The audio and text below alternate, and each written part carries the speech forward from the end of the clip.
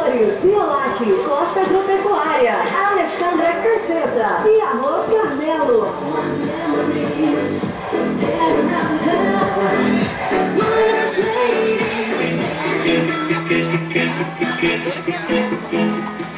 Décima segunda cavalgada, organizada pelo Clube do Cavalo de Monte Carmelo. Nossos agradecimentos: Prefeitura Municipal de Monte Carmelo, Polícia Militar, aos patrocinadores Ciolac, Costa Agropecuária, Alessandra Cancheta e Arroz Carmelo. Uma beca invocada. Décima segunda cavalgada, organizada pelo Clube do Cavalo de Monte Carmelo. Nossos agradecimentos: Prefeitura Municipal de Monte Carmelo, Polícia Militar. Gente, é ele, licença.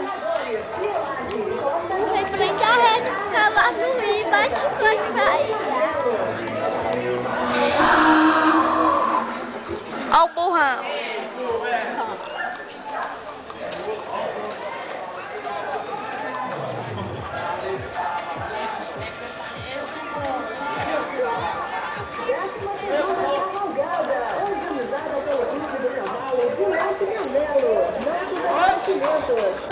Já é?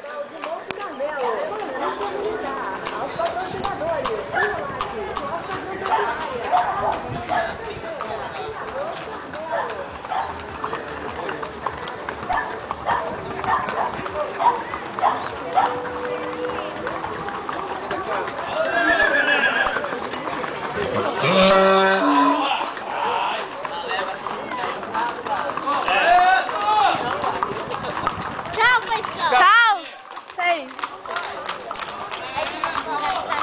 É assim, ó. O Joaquim é o Faiscão, o Samuel é o Faísca e ela é a Faísquinha. Vai fazer graça.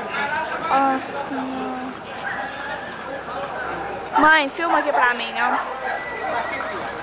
Agora não vai conversar? Eu sei, pai. Bom, vai organizar lá que eu tô indo, tá? Peraí.